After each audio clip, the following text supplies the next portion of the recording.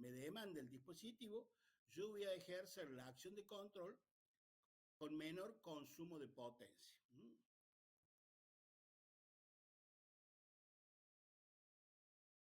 Vamos a ver este otro dibujo.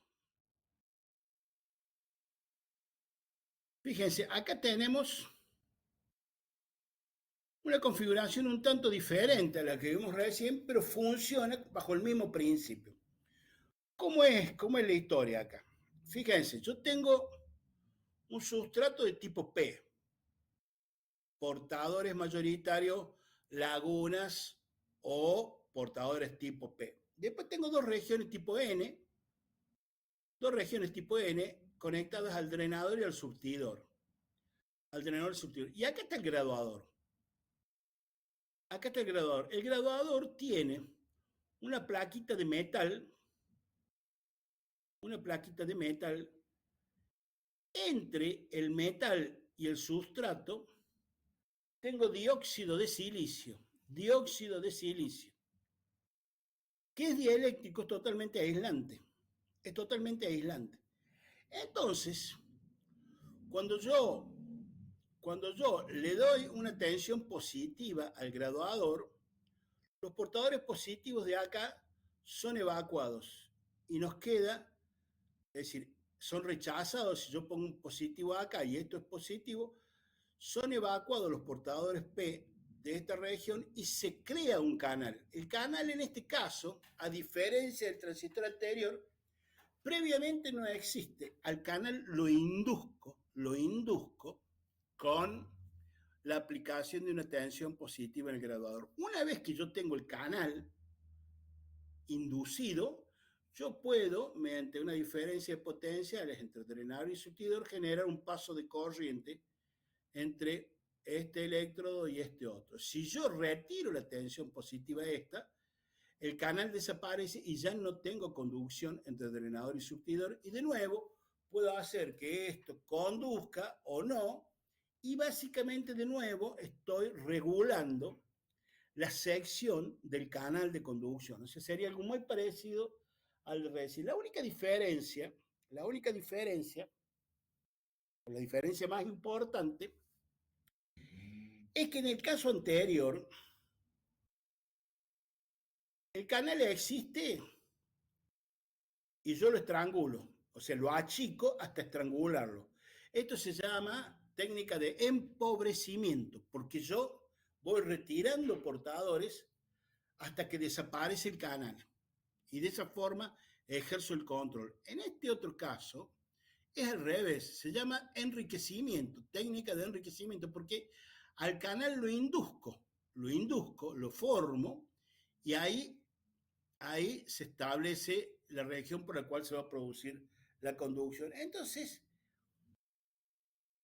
tenemos dos técnicas para transistores de efecto de campo, que son por empobrecimiento o por enriquecimiento. Y también podemos tener canales de conducción tipo P o canal de conducción tipo N, y eso me va a dar un transistor de efecto de campo tipo P o un transistor de efecto de campo tipo N.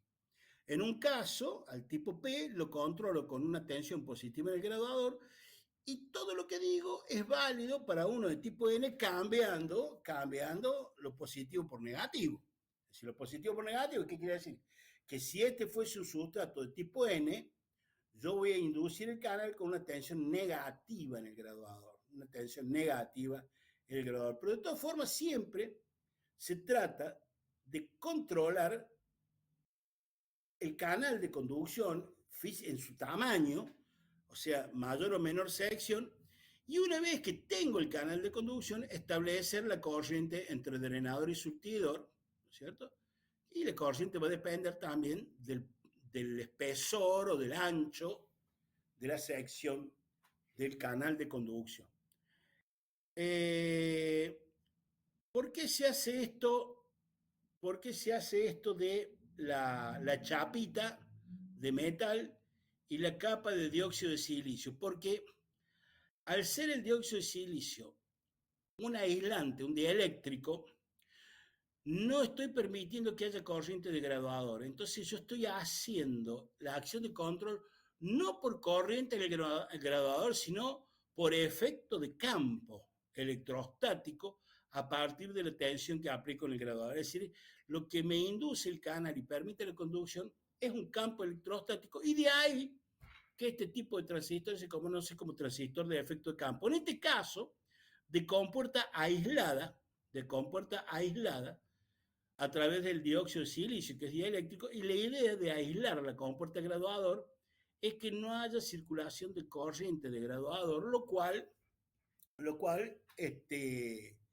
me genera un dispositivo de muy bajo consumo porque estoy controlando el paso de corriente por el canal de conducción prácticamente sin necesidad de gastar nada de corriente en el graduador o mínimo. La única corriente que hay acá es la típica corriente. Fíjense, yo acá tengo un canal N, acá tengo un metal y tengo un dieléctrico en el medio, o sea que lo que tengo ahí es una especie de capacitor, en donde tengo una placa metálica, del otro lado no tengo una placa metálica, pero tengo una circulación de electrones, y en el medio tengo un dieléctrico, un aislante. Entonces acá se produce una especie de capacitor, una especie de capacitor. Y por eso es que estos dispositivos tienen mucha limitación en lo que hace a la velocidad a la que pueden trabajar, porque como todos saben, los capacitores se oponen a los cambios de tensión, ¿no es cierto? Se oponen a los cambios de tensión. Un capacitor permite, digamos, trabaja bien en alterna, pero no en continua. Buah. Eso tenemos que tenerlo en cuenta porque entonces los dispositivos de metal óxido semiconductor, MOSFET, FET quiere decir Field Effect Transistor o transistor de efecto de campo, tienen capacidades asociadas importantes del orden de 5 picofaradios por cada capacitor de esto, por cada una de las compuertas. Entonces, si yo tengo muchos compuertas MOSFET, lo que voy a estar haciendo es obteniendo un circuito con un ancho de banda cada vez más pobre, con menor ancho de banda. Por eso es que cuando se necesita trabajar a altas velocidades, se trabaja con transistores bipolares, y cuando la velocidad no es un condicionamiento muy fuerte, se trabaja con dispositivos de efecto de campo. ¿Qué ventaja tiene el dispositivo de efecto de campo sobre las lógicas bipolares? Es que consumen mucho menos precisamente porque no toman corriente de graduador. De nuevo ocurre que a menor velocidad tengo consumos menores. Acá se estaría viendo ya esta característica comparando la tecnología bipolar versus la tecnología de efecto de campo. Bueno,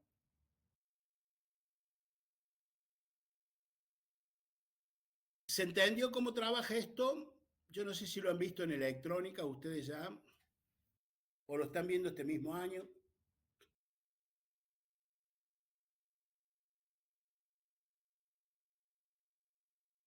Bueno, a ver. Bien, bueno, mejor, entonces sirve de repaso. Sirve de repaso. Acá tenemos una clasificación de las diferentes familias lógicas comercialmente más usadas, ¿no es cierto? Tenemos las lógicas bipolares, BJT, o sea, Bipolar Junction Transistor o transistor bipolar de juntura, y los transistores MOS de efecto de campo, metal óxido semiconductor. Como habíamos dicho, tenemos lógicas saturadas y lógicas no saturadas. ¿Qué quiere decir esto de las lógicas no saturadas?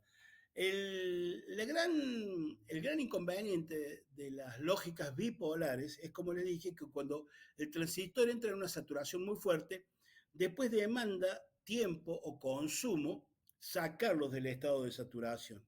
Entonces hay una lógica no saturada que se llama SL, Emitter Coupled Logic, o lógica acoplada por emisor, en donde los transistores trabajan en la zona lineal, no son lógicas saturadas. Todas las otras lógicas son saturadas. La TTL, de la cual hay varias familias, RTL, DTL, HTL son familias históricas que yo no se las utiliza, lo mismo que las DSTL, y cuadrado L, IIL, es una lógica ya más moderna, pero no la vemos en el curso. Vamos a ver fundamentalmente la TTL estándar y la TTL-LS, y después tenemos las lógicas de efecto de campo, como un transistor de canal N o NMOS, un transistor de canal P o PMOS, los CMOS o Complementary Metal Oxide Semiconductor, que utiliza en forma complementaria transistores N y transistores P, y los vemos que son transistores de efecto de campo, pero de potencia, que manejan corrientes muy grandes y se los utiliza en electrónica industrial. No los vamos a ver nosotros en esta materia. Dentro de lo que son las familias CMOS, se les identifica con estas letras: 6CD, la línea 4000, 4500 que ustedes seguramente están utilizando. Y después tenemos las líneas CT, ACT, la FACT es muy conocida, la HC es muy conocida y la HCT también es muy conocida. Y ya vamos a ver qué son todas estas letritas que están acá. Entonces esto nos da un panorama de lo que son las lógicas bipolares con transistores bipolares y las lógicas con transistores de efecto de campo. Cuando decimos las lógicas estamos hablando de tecnologías constructivas diferentes. ¿Qué cosa nos interesa de los diferentes dispositivos? Nos interesa mucho distinguir, fíjense, acá tenemos las 4 tensiones y acá tenemos 4 corrientes. VIH, VIL, VOH, VOL, LIH, LIL, LOH, perdón, IIH, IIL, IOH e IOL. ¿De dónde viene? La I de input, o sea, son valores de entrada, la O de output, son valores de salida, la H de alto, high, la L quiere decir low, y lo mismo para las corrientes. Entonces vamos a ver que en las diferentes tecnologías no es lo mismo una tensión de entrada que una tensión de salida, no es lo mismo una tensión en estado alto y una tensión en estado bajo, y lo mismo pasa con las corrientes, y es muy importante que tengamos estas cosas, estos valores en consideración. ¿Y de dónde los sacamos? De la hoja de datos, de la hoja de datos y de los manuales. Otra, otro parámetro importante a la hora del diseño es lo que se conoce como fan-out, o cargabilidad de salida, o abanico de salida. Y me dice una compuerta de una determinada tecnología, a cuántas compuertas puede excitar.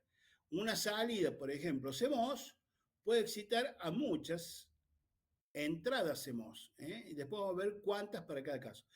Esto de que una compuerta excita a varias es lo que se conoce como cargabilidad de salida o fan-out. Otro elemento muy importante son los retardos de conmutación, ¿no es cierto? Desde que una compuerta sube a su entrada hasta que reacciona la salida, pasa un determinado tiempo. Fíjense, yo acá, esto sube y la salida sube, pero al cabo de un tiempo. No es que en un tiempo nulo la salida reacciona a un cambio de los valores de entrada. Lo mismo cuando baja, tarda un tiempo en caer. Y de esa forma tenemos el tiempo que tarda en ir alto y el tiempo que tarda en ir abajo, ¿no es cierto? El tiempo, esta TP quiere decir tiempo de propagación, y dice, LH es de low a high, es decir, de bajo a alto, y este es el tiempo de propagación de alto a bajo, de high a low. Son valores importantes porque eso me va a decir a mí las limitaciones de velocidad que tiene esa tecnología. El margen de ruido por ahora se los explico más luego porque lo van a entender mejor con otro dibujito. Requisitos de energía, requisitos de energía. eh, como las corrientes y las tensiones, tanto de entrada como de salida, tanto en el estado alto como en el estado bajo, no son iguales, es muy difícil decir, determinar cuánto consume un circuito electrónico que está digital, que está conmutando permanentemente. Es muy difícil.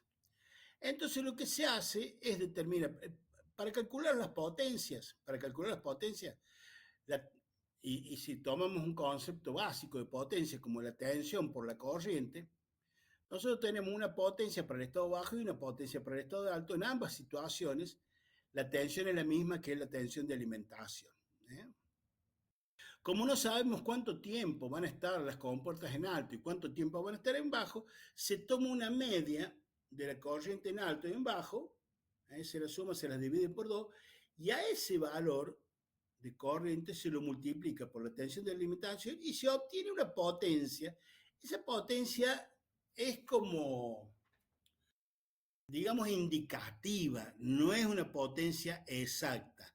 No es una potencia exacta de nuevo, por esto de que yo no sé cuánto tiempo las compuertas van a estar en alto y cuánto tiempo las compuertas van a estar en bajo y a qué frecuencia van a ir computando. Pero sí esto me da una idea de la potencia que va a consumir todo el circuito.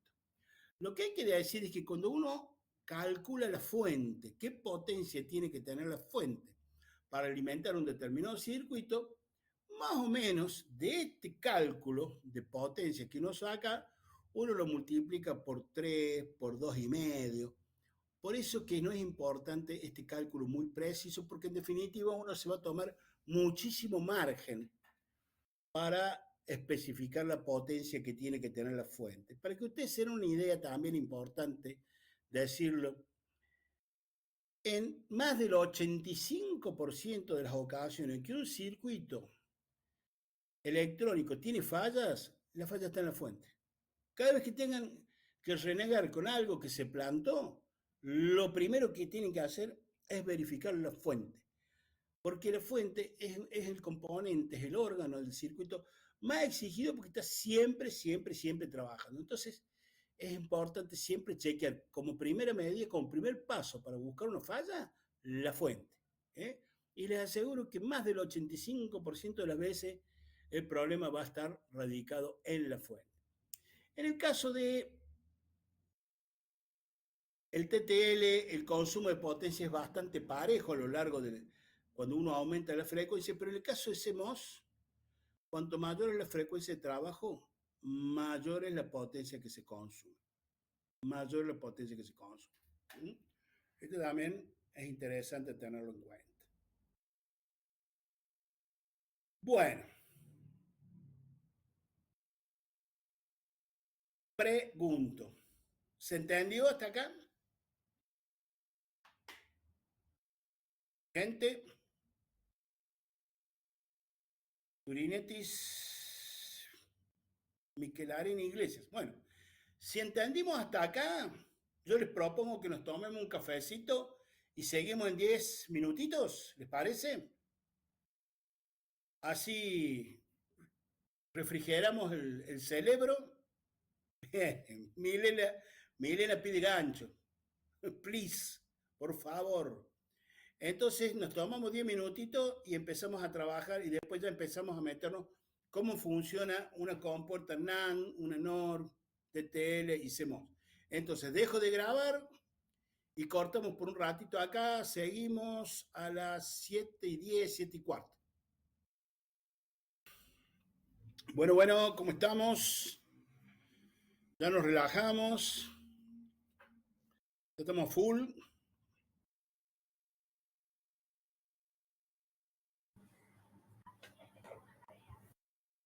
Bueno,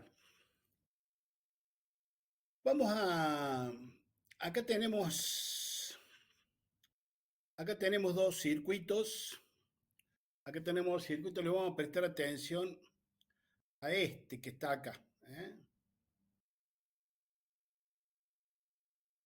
Esto es una lógica, una familia lógica vieja, histórica, ya no, esto ya no existe, no se usa, pero es muy es muy adecuada para entender cómo funcionan las compuertas TTL. En este caso vamos a ver una compuerta NAND TTL, una no AND, ¿no? Recordemos la tabla de verdad de la compuerta NAND era con que una de estas entradas sea cero es suficiente para que la salida esté en alto. Cero por lo que sea es cero complementada porque es no AND, NAND, esto se va a alto. Pero solamente si las tres entradas están en alto, 1, 1, 1, entonces ahí sí, 1 por 1 por 1 es 1, complemento de 0, es la única situación en la cual esto se va a 0 o a nivel bajo. Esta familia lógica se conoce como lógica diodo-transistor, por eso DTL, diodo transistor logic, y vamos a ver cómo funciona. Prestemos atención. Con que fíjense la configuración, ¿no? Acá tenemos el transistor en emisor común, como lo habíamos estado viendo. Entonces, vamos a ver, si tengo inyección de corriente en la base de Q1, este transistor se va a saturación. Irse a saturación quiere decir que la tensión entre colector y emisor es nula o muy cerca de cero, y eso es lo que yo voy a tener acá afuera, un cero. Y si este transistor se corta, no hay circulación de corriente entre el colector y el emisor de Q1, entonces lo que yo voy a tener acá afuera es prácticamente la tensión de alimentación, que en este caso es 5 voltios, menos la caída de tensión en la resistencia esta. Y lo que va a depender acá es que hay conectado acá la salida para saber cuánta corriente puede circular por acá, porque se estaría restando esta corriente por esta resistencia del valor de 5 voltios, así que yo acá voy a tener 5 voltios o algo menos. Entonces, si este transistor conduce y está en cero, si este transistor no conduce y está en un 1 lógico, o sea, en un nivel alto.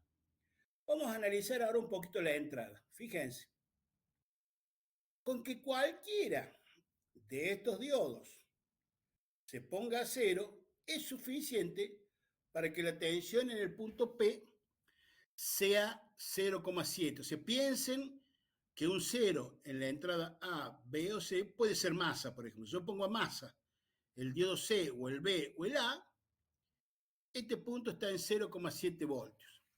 Esos 0,7 voltios ahí no alcanzan para hacer conducir al transistor Q1, porque yo para que conduzca Q1 necesito 0,7 voltios en la base, porque tengo el diodo base emisor. Necesito otro 0,7 para superar el umbral que me pone de 2, otro 0,7 para superar el umbral que me da de 1. Fíjense que hasta acá, 0,7 más 0,7 más 0,7, tengo 2,1 voltios. Yo necesito 2,1 voltios en P para que estos diodos, incluido el base emisor, queden conectados en directos con circulación de corriente. Y acá tengo un solo diodo a masa, o cualquiera de estos tres. Entonces, este punto queda en 0,7. Con que cualquiera de los tres esté con su cátodo puesto a masa, es suficiente para que este transistor se corte. Porque en P voy a tener 0,7 voltios y necesito que en P haga por lo menos 2,1 voltios para que este transistor conduzca. Entonces, ya sé que tenga un 0 en A, un 0 en B, un 0 en C o en los tres, es suficiente para que este punto esté en 0,7, el transistor este se corta y yo acá tengo un estado alto. Tengo la tensión de alimentación menos una caída de tensión en esta resistencia de 2K. Solo cuando estos tres están en alto, que quedan los tres diodos polarizados en inverso, yo voy a tener un nivel de tensión viniendo de acá, o sea, los 5 voltios menos la caída de tensión acá, voy a tener más de 2,1 voltios acá. Esto conduce, esto se va a saturación y el punto I pasa a ser 0,0102 voltios la tensión colector emisor de saturación del Q1. ¿Me pudieron seguir?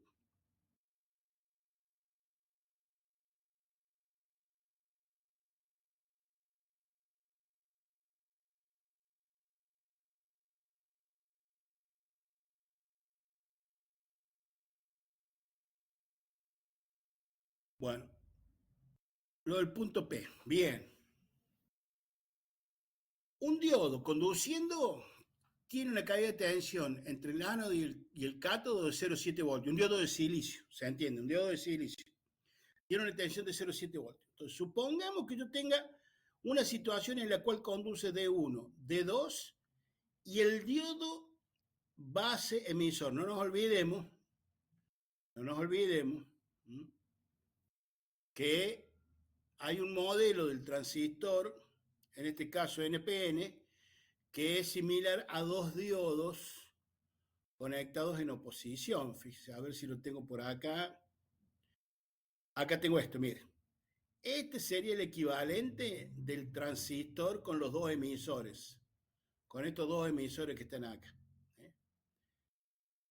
Entonces, entre el colector y la base y el emisor, en realidad tengo dos junturas, PN y NP, que no son ni más ni menos, los puedo hacer análogos a diodos, que es lo que estoy viendo acá. Yo tengo acá el diodo base emisor 0,7 voltios, D2 0,7 voltios, D1 0,7 voltios. Entonces, para que esta línea D1, D2 y la base emisor conduzca, yo necesito en P no menos de 2,1 voltios. Y con cualquiera de estos tres diodos que esté conectado a masa o a cero, a masa, digo, por decir un nivel bajo, es suficiente para que el punto P esté a 0,7 y no tenga los 2,1 voltios que se necesitan para que Q1 conduzca. ¿Hasta ahí, Nicolás? ¿Eh? Mary Elizabeth. Bien, bueno. Entonces, ¿cómo funciona? Esto funciona como si fuera una compuerta NAND. La compuerta NAND se caracteriza, a ver, esto está en corto, está en corte, o sea, abierto, perdón, con cualquiera de estos que caiga, con cualquiera de estos que esté puesto a masa o a cero, es suficiente para que Q1 no conduzca. Si Q1 no conduce, está en corte, este punto sube y yo acá tengo un 1. Y yo acá tengo un 1. Solamente cuando A, B y C están en alto, solamente cuando están en alto, este punto quedan polarizados en inverso. Si yo le meto acá, si yo acá le meto 5 voltios a la entrada, estos tres diodos quedan conectados en inverso, pero solamente cuando los tres están a 5 voltios. 5 voltios acá, 5 voltios acá, 5 voltios acá. Entonces, los tres diodos de entrada quedan en inverso. Si están en inverso, la corriente que viene de la fuente a través de esta resistencia 5K entra por acá, dispara el transistor Q1, este conduce y el punto I cae a cero porque acá voy a tener tensión colector emisor de saturación. O sea, voy a estar, a ver, en esta región del transistor. Tensión colector emisor 0,0102, por acá.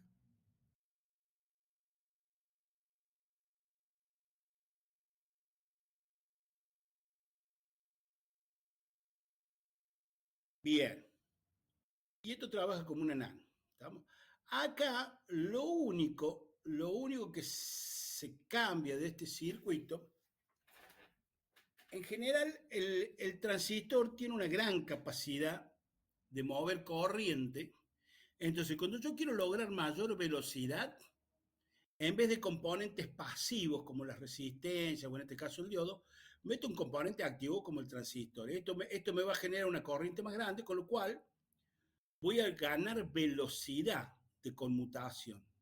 Voy a ganar velocidad de conmutación. De todas formas, acá sigo teniendo el diodo base emisor de Q1, el diodo de 2 y el base emisor de Q3, con lo cual vuelvo a tener la necesidad de 2,1 voltios en este punto. Pero lo que gano con esto es una mayor velocidad de conmutación, mayor velocidad de conmutación. Es básicamente el mismo circuito, pero en donde para cambiar de 0 a 1, de 1 a 0, me ayudo, para hacerlo a mayor velocidad, me ayudo con un transistor situado. Bueno, esto que está acá es realmente cómo funciona una NAND TTL, en donde el desarrollo importante tecnológico fue el desarrollo de un transistor multiemisor. Es decir, en vez de tener 2, 3, 4 diodos de entrada, se lo reemplaza por un transistor multiemisor. En este caso, tenemos dos emisores y lo que es esto sería equivalente a esto que está acá, que es prácticamente lo que teníamos acá, pero con la diferencia que en el otro son dos entradas y estas son tres entradas, pero la única diferencia. Bueno, vamos a ver cómo funciona esto. Por ahora, no le prestemos atención a los diodos de 1 y de 2. Estos dos diodos de 1 y de 2 son diodos de protección para que yo no supere a la entrada valores de tensión muy altos. Vamos a ver cómo funciona esto. Yo les voy a pedir que solamente veamos las letras que están en rojo. Vamos a analizar lo que está en rojo. Lo que está en rojo. Fíjense, tenemos, en lugar de los múltiples diodos de entrada, tenemos el transistor multiemisor. Y acá, normalmente recién teníamos acá la salida del circuito, pero ahora se le agrega esta línea de componentes que tiene una resistencia, un transistor, un diodo, otro transistor, y evidentemente que esto está para darle mayor velocidad en la conmutación y también mayor capacidad de entrega corriente por parte de este dispositivo. O sea, hasta acá es prácticamente el circuito anterior, en donde solo cambiamos los diodos de entrada por un transistor multiemisor. ¿Me van siguiendo hasta ahí?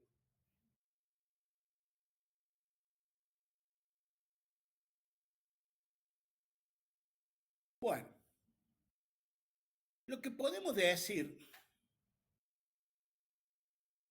focalicémonos en el efecto de Q2. Fíjense Q2. Vamos a analizar un poquito Q2. Si Q2 conduce, mete corriente en la base de este Q3. Q2 conduce, mete corriente en la base de Q3, entonces Q3 conduce. Perdón, estamos viendo lo rojo, lo rojo, lo rojo. Si Q2 está en corte, no hay circulación de corriente por Q2. No hay circulación de corriente por Q2, luego no hay corriente inyectándose en la base de Q3 y Q3 también se corta. Este punto sube, ya vamos a ver por qué sube ese punto de tensión y gana la tensión en la base necesaria para que Q4 conduzca, Si Q4 conduce, la salida se va a alto, ¿eh? ¿Qué va a hacer que Q2 conduzca o no conduzca? Q2 va a conducir cuando la corriente esté entrando en la base, como la flecha verde, y no va a conducir cuando la corriente salga de la base, como la flecha roja. Cuando la corriente sale de la base de Q2, según la flecha roja, cuando cualquiera de estas dos entradas, A o B, o ambas, están en bajo, están en 0 voltios. Cuando están en 0 voltios, los diodos emisor base se polarizan en directo, el transistor Q1 conduce, la conducción es de colector hacia emisor, saca la corriente de Q2, Q2 se corta, Q2 se corta, y si se corta Q2, se corta Q3. Si Q3 se corta, este punto se va alto. Pregunto, ¿se entendió? Es bien, repito. Vamos a arrancar desde la entrada. Supongamos que A, y miremos solamente lo que está en rojo. Supongamos que A o B o ambos se ponen en cero. ¿Me seguís, Milena? Bien. Si A y B se ponen en cero, voy a tener el emisor a menor tensión que la base. Y esa es una condición necesaria para que Q1 conduzca. Y la conducción de Q1 se produce de colector a emisor. Como está la flecha roja, es decir, hay corriente saliendo de la base de Q2. Yo para que Q2 conduzca necesito entrar corriente en la base. Acá la estoy sacando. Entonces Q2 no conduce y se corta. Es como si el Q2 pasa a ser un interruptor abierto. Piensa que acá le pegamos un corte con el alicate. ¿Eh? Entonces, si acá se corta, no tengo corriente entrando en la base de Q3 que también se va al corte. Pero sí tengo corriente que viene de la fuente a través de 1,6K, se mete en Q4 y lo lleva a conducción. Acuérdate que si Q2 está cortado, no hay circulación de corriente por este colector, entra en la base de Q4, lo lleva a conducción y tengo esta corriente de colector y tengo la salida en alto. ¿Ahí me seguiste, Milena? Bien, bien. Ahora, después probablemente yo ahora termino y estás confundida, pero la idea es que después estés en condiciones de seguir el dibujo. Cuando yo digo que esto se va a alto, y esto es un TTL, o sea que lo estoy alimentando, VCC vale 5 voltios, VCC es 5 voltios. Pregunto, ¿cuántos voltios tengo acá en la salida? ¿Tengo 5 voltios acá?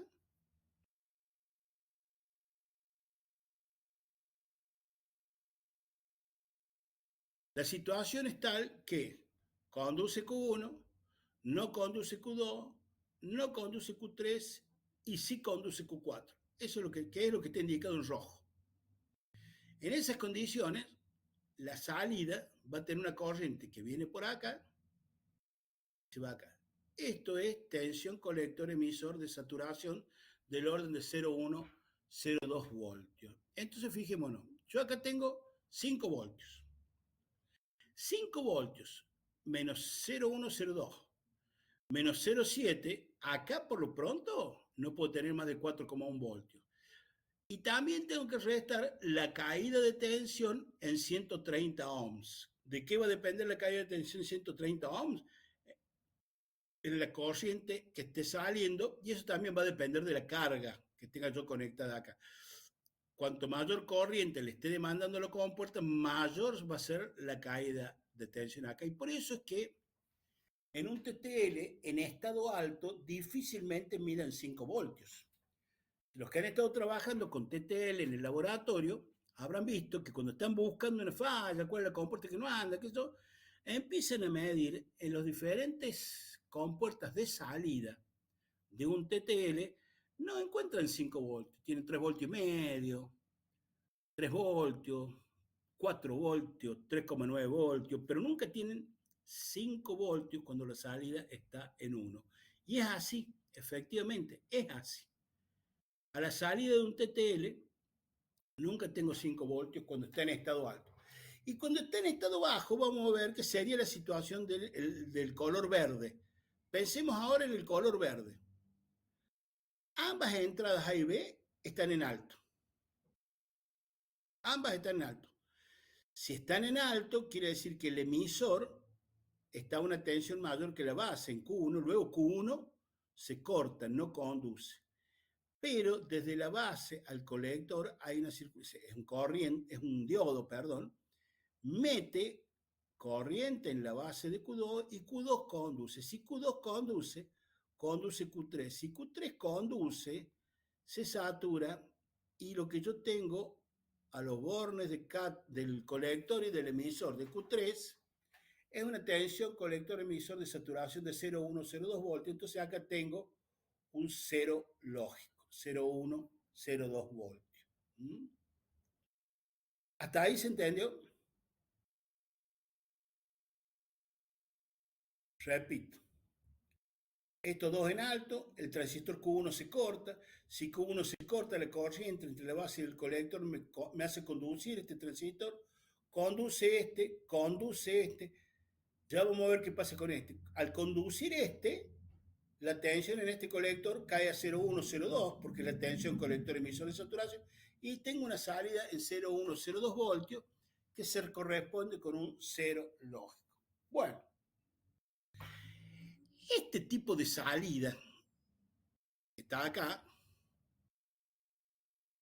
resistencia, transistor diodo, transistor, el que diseñó esta salida la bautizó Totem Pole. Totem Pole. ¿Saben lo que es un tótem? Un tótem. El tótem de la tribu. En el medio de la tribu Sioux hay un poste con caras de animales. El oso, el águila, una arriba de otro. Googleen tótem y al tipo este se le ocurrió que mirando la salida de la compuerta desde acá, esto se parece a un tótem, con la diferencia que en vez de tener cabezas de animales, tiene componentes electrónicos. Reconozcamos que era un creativo con mucha imaginación y había desayunado con grapa. Entonces, este tipo de salida se conoce como salida totem pole, salida totem pole o salida en configuración de tótem. A ver, bien. Reconozcámosle el mérito de que funcione muy bien. En una totem pole es muy importante que no conduzcan Q3 y Q4 a la vez, porque o conduce Q4 y tengo un 1 a la salida, o conduce Q3 y tengo un 0 a la salida. No puedo tener a Q3 y Q4 conduciendo a la vez. No pueden estar conduciendo a la vez. Entonces, para que no haya una circunstancia en la cual Q3 y Q4 estén conduciendo a la vez, se agrega el diodo de 3. Porque el diodo de 3 me agrega un umbral de 0,7 voltios. Entonces yo tengo 0,7 voltios acá, más 0,7 voltios acá. Yo para que conduzca Q4 necesito por lo menos 1,4 voltios. Gracias a la existencia del diodo de 3, Q4 no conduce si no tengo 1,4 voltios en la base. Analicemos la situación verde. Si Q3 conduce, entre masa y la base tengo 0,7 voltios. El diodo base emisor que conduce. Y Q2 que está conduciendo tiene 0,1, 0,2 voltios, tensión colector emisor de saturación. Entonces tengo 0,7, 0,2, tengo 0,9 voltios. 0,9 voltios. Quiere decir que cuando Q3 conduce, el colector de Q2 está a 0,9 voltios. Si yo no pusiera el diodo de 3, estos 0,9 voltios me harían conducir a Q4 también. Y yo tendría conduciendo a la vez a Q4 y Q3 y esta salida sería indeterminada. Sería indeterminada porque no estaría ni en 0 ni en 1, sería un lío. O sea, yo necesito o que conduzca Q3 o que conduzca Q4 y no puedo permitir que conduzcan los dos a la vez. Para evitar la doble conducción, le meto el diodo de 3, con lo cual ya con 0,9 voltios no arranca Q4. Necesito 1,4 voltios. Esa es la razón de meter un diodo acá. ¿Se entendió?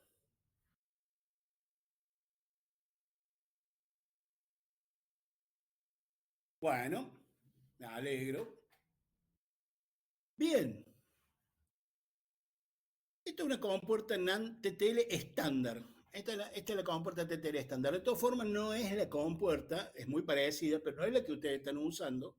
Ustedes están utilizando la tecnología LS, que ya vamos a ver cómo varía, pero esto es muy útil para ayudarnos a entender la otra compuerta. Listo. Pasamos entonces. Yo les dejo para el análisis a ustedes. Esto es una NOR TTL, entonces tienen que de nuevo poner qué pasa. Primero que nada, dibújense la tablita de verdad de la NOR, ¿eh? De la NOR. Y vayan viendo qué pasa si tengo 0, 1, 1, 0, 1, 1, 0, 0, y cómo bajo, haciendo el mismo análisis, ¿no? Cuando Q1, si Q1 conduce, Q3 se corta. Si Q2 conduce, Q4 se corta. ¿Cuándo conduce Q1? Cuando la entrada A está en cero. ¿Cuándo conduce Q2? Cuando la entrada B está en cero. ¿Mm?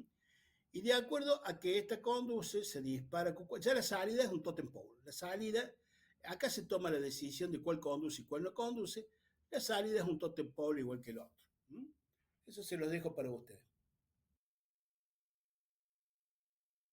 Acá tenemos algo muy interesante. Acá tenemos, esta es una compuerta TTL inversora, una TTL inversora, y fíjense, si yo tengo un 0 acá, si yo tengo un 0 acá, la corriente sale de Q3, si sale de Q3, Q3 se corta, este punto sube, se dispara Q4 y yo tengo un 1 acá. Por el contrario, si la entrada está en alto, Q1 no conduce, Q3 no conduce, Q5, Q5 no conduce y conduce Q4, entonces la salida está en alto y esto trabaja como una inversora. Pero, si yo le pongo un 0 acá, Q2 no conduce. Si Q2 está en 0, este diodo queda polarizado en directo. Este diodo queda polarizado en directo. Y este punto que debería conducir cae de tensión y se corta Q4 también. Entonces llegaríamos que si yo le pongo un 0 acá, no conduce ni Q4 ni Q5. Ninguno de los dos transistores de salida, cuando esto está en 0, el enable, conducen. Y el circuito, la compuerta actúa como si la salida estuviera al aire. Fíjense, como si Q5 está cortado, es un interruptor abierto. Si Q4 está cortado, es un interruptor abierto. Luego, la salida queda al aire. No es ni un 0 ni un 1. Y a los efectos prácticos ocurre algo, digamos, análogo a lo que está dibujado acá. Una salida en donde Q4 está abierto, Q5 está abierto, entonces queda esto al aire. Cuando está al aire no hay circulación de corriente, se interpreta que la no circulación de corriente es como una impedancia muy alta, y a los efectos prácticos, esta compuerta aparenta con los dos transistores cortados, actúa como si alguien la hubiera desenchufado del circuito, como si alguien hubiera arrancado la compuerta de la placa. Hasta ahora, en el curso, venimos hablando del estado alto, del estado bajo, ¿no es cierto? Del 1, del 0, pero nunca habíamos hablado de un tercer estado. El tercer estado, se lo conoce así como tercer estado, es la salida en alta impedancia. La alta impedancia no es un estado lógico. O sea, yo este estado no lo meto en las ecuaciones cuando hago álgebra de Boole. Es un estado eléctrico, equivalente a haber sacado el dispositivo del circuito. Y es muy, muy, muy útil, porque ocurre que muchas veces voy a tener más de una compuerta convergiendo en un bus, por ejemplo, convergiendo en, a un mismo nudo del circuito, y es muy difícil establecer el tráfico de información entre los distintos componentes. Entonces siempre se ponen componentes de alta impedancia de manera tal de que yo puedo sacar de la transferencia, que no participe de la transferencia los componentes que están en alta impedancia y solamente dejo funcionando en forma normal, no en alta impedancia, a los componentes que yo quiero que se comuniquen entre sí. Cuando veamos más adelante memorias, vamos a entender mejor esto. Pero existe este este tercer estado que ya les digo, no es un estado lógico, es un estado eléctrico, y el equivalente o la analogía es decir que cuando un componente, un chip, está en alta impedancia, es como si hubiese sido retirado del circuito. Y en realidad lo que está pasando es que los dos transistores de salida están cortados, entonces la salida, entre comillas, queda al aire. Eso es importante, tenerlo presente. Bueno, ahora bien, habíamos visto acá que cuando esto está en estado alto, debe tener los 5 voltios, menos 0,102 de Q4 en conducción, menos 0,7 de D3 en conducción, menos la caída de tensión en R3, que fíjense que es una resistencia baja, es la más baja de todo el circuito. Tenemos un K, 1,6K, 4K, estas son 130 ohms, es una resistencia relativamente baja, de modo tal de que la corriente para provocar una caída de tensión importante, acá tiene que ser una corriente bastante más importante que las que circulan en las otras resistencias. Entonces, pero esta caída de tensión de todas formas existe, no es nula, ¿no es cierto? Y hace que este 1 lógico del TTL no sea 5 voltios, siempre es menor. ¿Cuánto menor? ¿Cuánto menor? Este gráfico me dice que una entrada TTL reconoce como un 1 lógico cualquier cosa que venga por encima de entre 2 voltios y 5 voltios. Entre 2 voltios y 5 voltios. O sea, que para que en A y en B se lea un 1 lógico, tengo que tener 2 voltios o más. En cualquiera de las dos o en las dos. A la entrada, yo necesito al menos 2 voltios para leer un 1. Pero a la salida, fíjense, esto es salida, ninguna compuerta TTL me va a estar entregando menos de 2,4 voltios. De 2,4 voltios. O sea que si yo a la entrada necesito 2 voltios y a la salida tengo 2,4 voltios, estoy diciendo, estoy diciendo que tengo 0,4 voltios a favor. Siempre lo que esté entrando acá tiene por lo menos 2,4 voltios cuando estoy necesitando 2. O sea que tengo un exceso de 0,4 voltios, me quedo tranquilo, porque cualquier salida TTL me entrega por lo menos 2,4. Entonces, a la entrada, ese 2,44 lo voy a entender claramente como un 1 lógico. Claramente como un 1 lógico. Esa diferencia entre estos 2 voltios y este 2,4 voltios me está diciendo que esta salida TTL, si por H o por B la tensión cae, puede caer 0,4 voltios, que este lo va a seguir entendiendo como un 1. O sea, yo no voy a notar ningún error de funcionamiento, ningún mal funcionamiento, si la salida de esta entrega menos de 2,4 voltios. ¿Cómo ese 0,4 voltios? Es el margen que yo obtengo de variación, porque esta entrada necesita 2 voltios, se dice que esto es un margen de ruido, Y de hecho que es el margen de ruido para el nivel 1, para el nivel alto. Lo que me está diciendo es que si la salida TTL es afectada por algún ruido, por algún glitch, se entiende que es un ruido eléctrico, ese ruido puede tener hasta 0,4 voltios, que lo voy a seguir leyendo como un 1 lógico y no van a haber ningún mal funcionamiento en el circuito. ¿Se entendió hasta ahí lo que es el margen de ruido?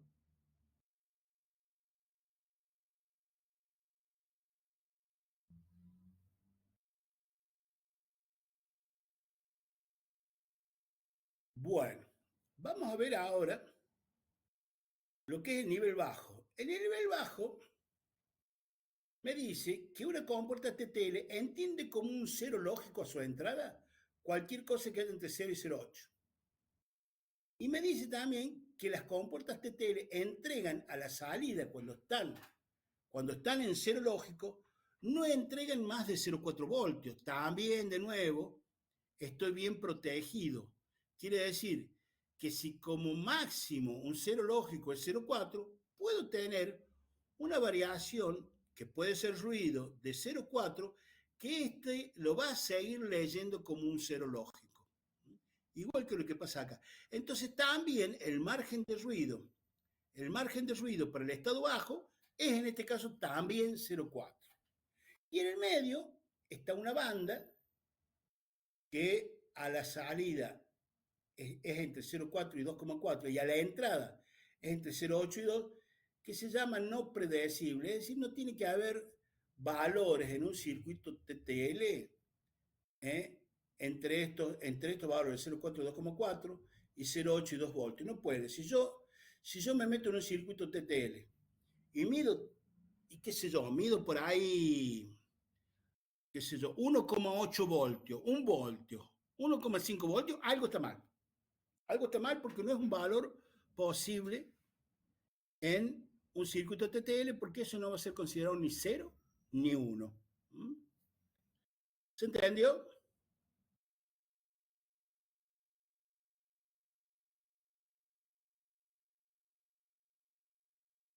Bueno, de esto acá me está diciendo bueno, lo mismo que te expliqué, ¿no es cierto?, los márgenes de ruido. Otra cuestión importante es el fan out. El fan out, acá ya les queda claro, si hay algo que nos queda claro acá, es que cuando esto está en bajo, hay una corriente de entrada a la compuerta que fíjense que es saliente en la entrada. O sea, que se llame entrada, que sean las entradas de la compuerta no quiere decir que la corriente necesariamente entra. Si yo tengo un 0 en A o un 0 en B o los dos en 0, la corriente va a salir por la entrada. La corriente va a salir por la entrada porque la circulación va a ser la indicada en rojo. Pero lo que sí es cierto es que hay una corriente, ¿eh? Corriente de entrada, que no quiere decir, repito, que esté entrando. Y también hay una corriente de salida. Ya vimos lo de las tensiones. Ahora bien, esto de las corrientes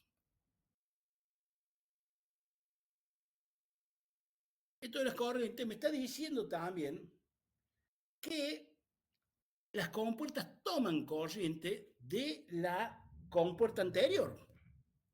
Toman o le entregan corriente a la compuerta anterior. Y eso me pone un límite a la cantidad de compuertas que yo puedo conectar de una salida dada. Y ese es el fan out, el abanico de salida. ¿eh? Lo habíamos visto acá, donde estaba acá está, ¿no? Es decir, hay circulación de corrientes entre esta compuerta y esta, va a depender que esto esté en 1, que esté en 0, es decir, hay un juego de corrientes, y yo no puedo colgar infinitas compuertas de una compuerta dada, ¿no? Y ese es un valor importante, porque me establece a mí un límite de cuántas compuertas puedo atacar o excitar desde una salida dada. Eso es el fan out, y en el caso de la familia TTL estándar, son 10 cargas del mismo tipo, es decir, 10 cargas TTL. Y para el TTL LS el valor sube a 20 cargas, a 20 cargas. Después, después están los tiempos de propagación. Los tiempos de propagación que dijimos que para un TTL estándar del orden de los 15 nanosegundos, para el estándar, y para el LS, que es más rápido, 9 nanosegundos.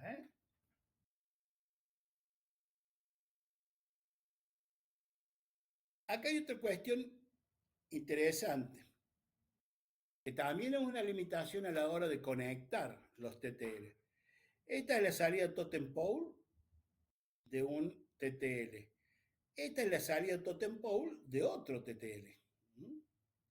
¿Qué pasa si yo uno dos salidas? Fíjense acá yo, la salida de este lo estoy uniendo con la salida de este. Habíamos dicho que nunca los dos transistores de salida del totem pole pueden conducir al mismo tiempo. Eso es destructivo para este transistor. Este transistor no está diseñado para soportar la corriente de lo que serían los dos transistores conduciendo al mismo tiempo. Entonces, si yo uno dos salidas como están unidas acá, si yo uno dos salidas como están unidas acá, ¿qué va a pasar? Si tengo las dos salidas en cero,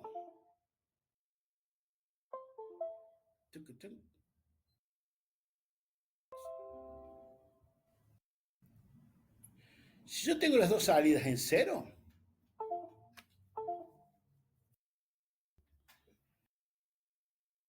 no tengo drama porque estaría, digamos, en conducción el Q2 y estaría en conducción este otro Q2, no pasa nada. Si yo tengo las dos en alta, estaría conduciendo esto, no pasa nada. Pero si yo tengo conduciendo, tengo un 1 acá y un 0 acá, esto es equivalente a este otro. Entonces sería el equivalente de que los dos transistores de salida estén funcionando a la vez y eso puede ser destructivo para el transistor de abajo, para el Q2. Entonces nunca hay que conectar salidas TTL, así de una. ¿eh? No se pueden conectar las salidas TTL. Acá hay un dispositivo que se llama de colector abierto. Fíjense que acá viene abierta la salida, viene al aire. Y yo acá puedo conectar una resistencia externa para limitar la corriente y este sería el dispositivo que yo debería usar si quiero unir salidas TTL, porque con esta resistencia que le pongo yo, le puedo poner una resistencia grande, con lo cual limito la corriente de salida y no se destruye nada. Pero esto se hace a expensas de la velocidad del ancho de banda del circuito, porque cuanto más resistencia tenga el circuito, más lerdo se pone. Más lerdo se pone. ¿Por qué? Porque al aumentar los valores de resistencia, tengo menos corriente y con menos corriente tengo menos velocidad. ¿Mm? ¿Hasta acá se entendió esta imposibilidad de conectar salidas TTL? Esto se conoce como AND cableada o wired AND, porque funciona como una AND. Si yo tengo una unión acá, cualquiera de las dos que sea cero, esto se va a poner en cero hasta que se rompa.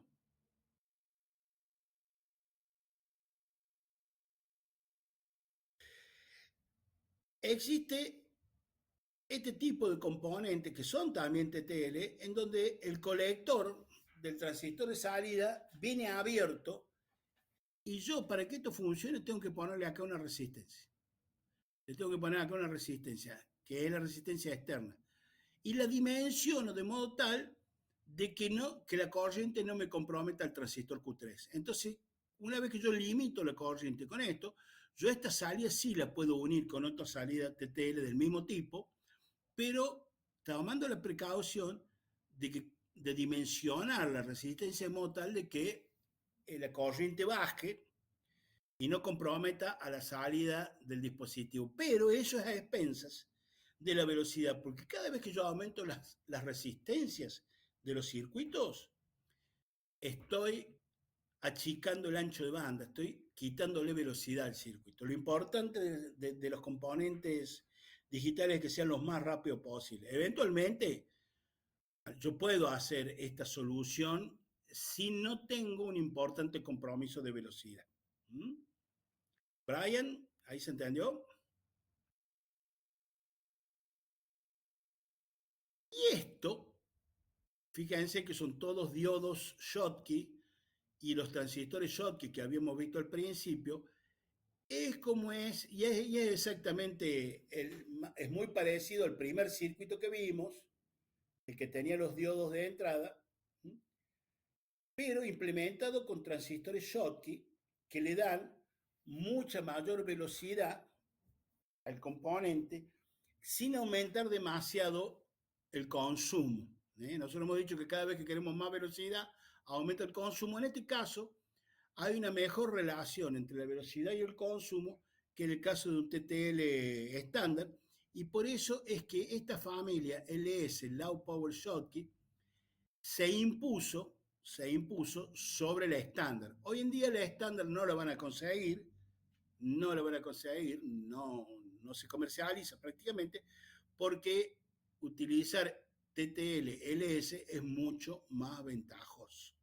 Tiene más velocidad y menos consumo, entonces realmente es ventajoso. Esta realmente es lo que muchos grupos están utilizando cuando utilizan TTL LS. Acá tienen un comparativo de las diferentes familias TTL. Fíjense, la L, esta es la TTL estándar, con una potencia de 10 milivatios y tiempos de propagación de 15 nanosegundos. Si queremos disminuir los tiempos de propagación para que sea más rápido, ¿eh? Fíjense que tenemos el LS, que es bastante mejor que este. Fíjate que tiene menos tiempo de propagación y también consume menos potencia. Y el ALS, que es un LS avanzado. ¿Eh? Después, por otro lado, tenemos el TTLL, que lo que tiene es menos potencia, pero es más lerdo. Lo que hace un TTLL es un TTL estándar al cual le aumentaron los valores de resistencia. Al aumentar el valor de resistencia, disminuye el consumo de potencia, pero se vuelve más lerdo. Se vuelve más lerdo. En este otro caso, yo diría que el mejorcito es el LS. Porque si vos te fijas acá, tengo mucha potencia y 15 nanosegundos de tiempo de propagación. Yo quiero bajar el tiempo de propagación, acá lo bajo a 10 nanosegundos, con mucho menos potencia. La quinta parte de la potencia de un estándar. Y mejor es todavía el ALS, el avanzado, pero ya es más caro. Ya es más caro.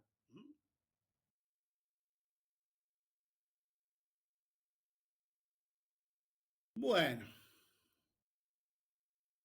vamos a ver ahora las compuertas de las familias de efecto de campo. ¿Eh? Las familias de efecto de campo. Fíjense un detalle que les va a permitir seguir el circuito. En un transistor bipolar,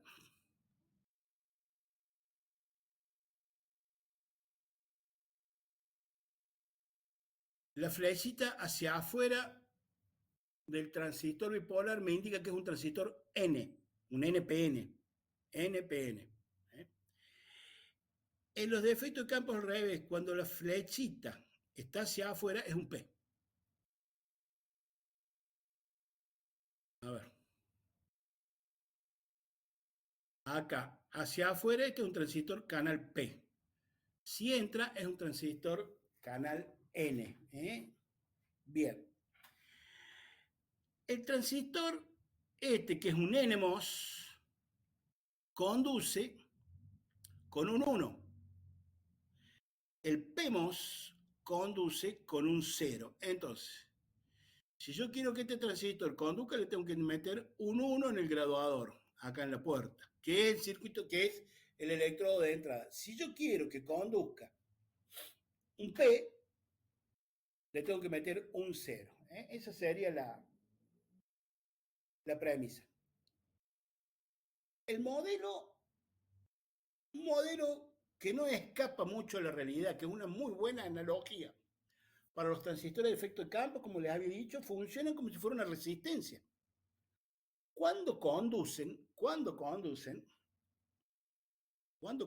la R on es una R pequeña del orden de los 200 ohms. 100, 200 ohms. Y cuando no conduce, la R off es de 10 a la 12 ohms. Entonces, hay una gran diferencia. Esta resistencia controlada por el graduador que habíamos estado viendo al principio de la clase, cuando conduce son 100, 200 ohms. Cuando no conduce equivale a 10 a la 12 ohms. Es bien importante la diferencia. Entonces, cuando conduce, es prácticamente un circuito cerrado, un interruptor cerrado. Cuando no conduce, es prácticamente un circuito abierto. Prácticamente un circuito abierto. Acá lo que vamos a ver en las familias de efecto de campo es que el 1 lógico es muy cercano a la tensión de alimentación y el 0 lógico es muy cercano a la tensión mínima. Y acá no hablo de masa, hablo de tensión mínima porque los componentes, las compuertas de CMOS tienen márgenes de tensión mucho más grandes que los TTL. Los TTL funcionan entre 0 y 5 voltios y para de contar. En cambio, los de efecto de campo pueden trabajar, por ejemplo, más o menos 5 voltios, más 10 voltios 0, 0,12, 0,15, son tensiones típicas de compuertas basadas en componentes de efecto de campo. La única limitación es que entre la tensión inferior y la superior no puede haber más de 18 voltios. Más de 18 voltios. Pero yo puedo utilizar valores de tensiones de alimentación y de referencia bastante más generosamente que en el caso del TTL, que sí o sí tiene que ser entre 0 y 5 voltios. Acá hice una compuerta inversora. Una compuerta inversora. La entrada está acá. La flechita está para adentro, o sea que es un NMOS. Esto es un NMOS, y si es NMOS, va a funcionar con un alto en la entrada. Si acá yo tengo un alto, este conduce, y yo voy a tener acá un 1, y entonces esto va a ser un 0. Si yo tengo un 1, este conduce, yo acá voy a tener un 0, entonces tengo un 1 de entrada, un 0 a la salida. Eso sería el caso de un inversor. Acá es lo mismo con la única diferencia que este electrodo, fíjense, está conectado a masa. En realidad el B es el bulk, es el sustrato. Y no hemos tocado mucho el tema del sustrato. Por ahora no les llevo mucho el apunte, porque por ahí nos confundimos. Vamos a ver, fíjense, acá tenemos. La flecha sale, entonces es un transistor P. Quiere decir que este va a funcionar, este va a conducir con un bajo acá. Con un bajo. Si este conduce, si yo meto un bajo acá, este conduce y este no conduce. Y este no conduce. Estos son lógica complementaria, quiere decir que trabaja. Voy a estar combinando un PMOS y un NMOS. Con un bajo acá, conduce el P y no conduce el N. Si conduce este y no conduce este, yo voy a tener este en R on y esto en R off. O sea, 100, 200 ohms acá y el R off 10 a las 12 ohms. Calculen este divisor resistivo de dos resistencias, una de 100 ohms y otra de 10 a la 12 ohms, les va a dar que este valor acá es prácticamente BDD. Prácticamente BDD. Si fuera al revés, este está en off y este está en on, son 100 ohms acá abajo, 10 a la 12 ohms acá, es prácticamente el valor de VSS. VSS acá está puesto como masa, pero como les dije, no necesariamente es masa. Esto puede ser, qué sé yo, más 5 menos 5, más 7 menos 7, en fin, no necesariamente 0,5 voltios como sería el caso de un TTL. ¿Mm?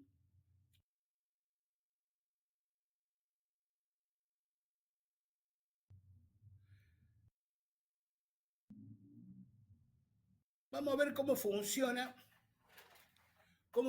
una NAND CMOS. Una NAND CMOS. La NAND CMOS es suficiente que alguna de las entradas o las dos estén en cero para que la salida esté en uno. ¿Mm? Fíjense que yo acá tengo NN, que si yo tengo acá cero, si yo acá tengo cero, este no conduce. Si yo acá tengo cero, este no conduce. Con que uno de los dos sea cero es suficiente para que no, alguno de estos dos no conduzca. Con lo cual, acá se corta, pero sí conduce o este P, o este P, o los dos. Con que conduzca uno de estos dos es suficiente para que la salida esté en alto. ¿Mm? Para que la salida esté en alto. Solamente cuando los dos estén en alto, cuando los dos estén en alto, se corta este y conducen estos dos y yo tengo acá la salida conectada a la tensión inferior y tendría el cero y eso funciona con una compuerta no AND. ¿Sí? ¿Se entendió?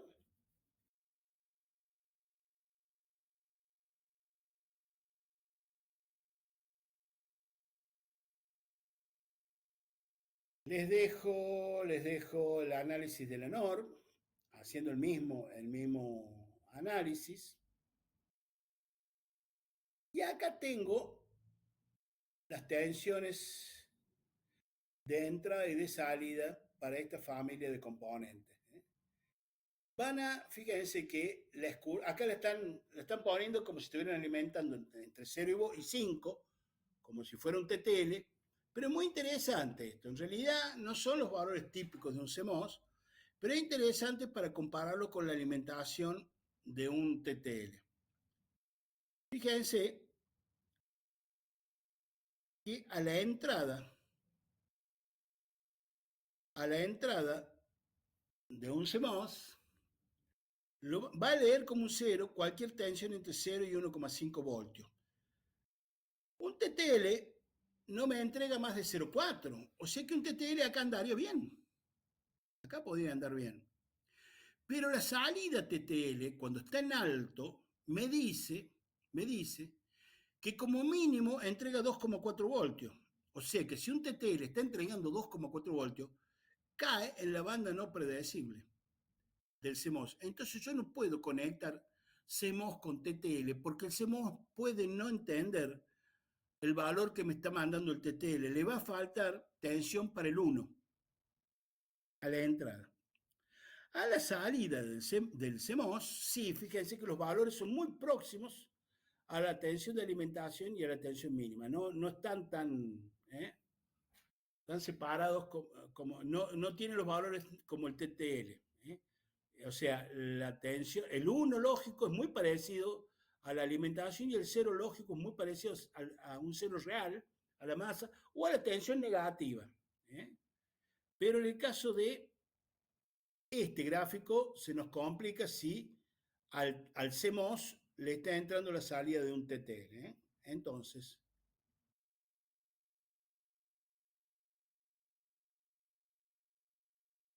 bien, veamos el fanout de un CMOS. El fanout de un CMOS, como los CMOS toman muy poca corriente de entrada,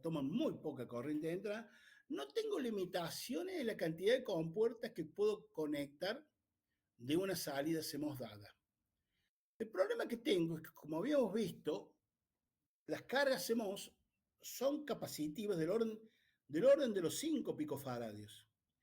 Entonces, si yo agrego muchas compuertas en paralelo, colgadas de una salida dada, estoy agregando capacitores en paralelo. Las capacidades en paralelo se suman directamente y entonces el circuito se vuelve muy lerdo, porque no le estoy dando tiempo, ¿cierto?, a que se produzcan las conmutaciones por la carga y descarga de estos capacitores que me van a estar redondeando las ondas cuadradas. Entonces, La verdadera limitación de los CMOS no se produce por corriente, como en el caso del TTL, sino porque a medida que yo voy agregando cargas, el circuito se me va ralentizando, se me va volviendo más lerdo, ¿no?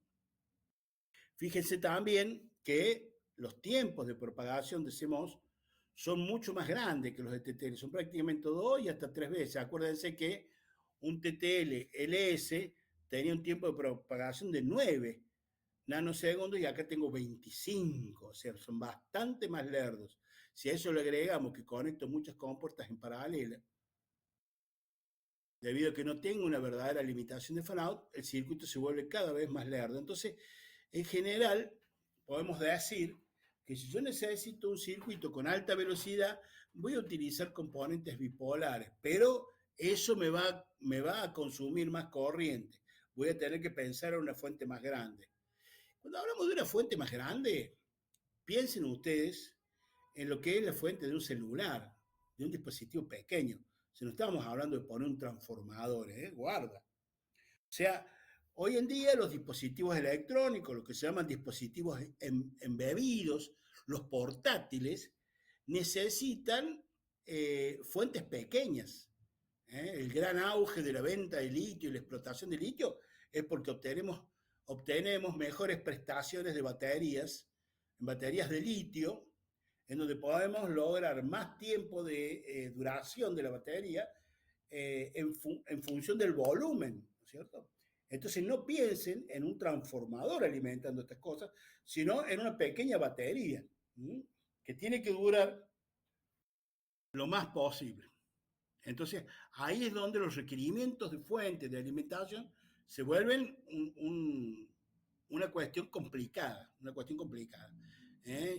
Si han visto ustedes cómo eran los teléfonos celulares, los primeros, todo el mundo habla de los ladrillos, porque eran realmente un aparato ancho, pesado, grande, similar a lo que hoy es un teléfono inalámbrico, pero porque tenía mucho volumen de batería y la circuitería era más compleja porque tenía teclado, en fin, las cosas se fueron simplificando y minimizando, miniaturizando. Entonces la idea siempre es tratar de lograr velocidades más altas en dispositivos cada vez más pequeños. ¿Qué pasa si yo conecto dos salidas CMOS? O sea, el mismo caso de la AND que yo a la salida unía. ¿Qué pasa si yo lo que estoy utilizando es CMOS? Si yo estoy utilizando CMOS y voy a tener, este es el equivalente de una salida CMOS, esta es la otra salida CMOS, si las dos están en cero, voy a tener R-on, R-on, R-off, R-off. Si las dos están en uno, voy a tener R-on, R-on y R-off las de abajo. Pero si tengo una en R-on y la otra en digamos, si esta está en 1 y esta está en cero, voy a tener 200 ohm o 100 ohm, 10 a la 12, 10 a la 12. Quiere decir que esta resistencia y esta resistencia no van a existir prácticamente porque van a ser resistencias de valores muy grandes. Pero estas van a ser 200 ohm y 200 ohm. O sea, es un divisor resistivo de dos resistores iguales. Lo que voy a tener acá es una tensión que cae justo en la mitad del rango que hay entre BDD y BSS. Y eso sería caer acá o caer acá. Eso no es ni un 1 ni un 0. Entonces, en este caso, tampoco se puede hacer la conexión esta porque me daría un valor que la lógica del circuito no lo entendería. No sería ni un 0 ni un 1. Bueno, y acá tenemos comparativos entre CMOS y TTL. Hay una cosa importante a tener en cuenta. A ver, a ver, a ver, y lo tengo acá. Acá. A ver. Fíjense, acá tengo una familia que se llama 74HC HCT, 74C, 74ACT.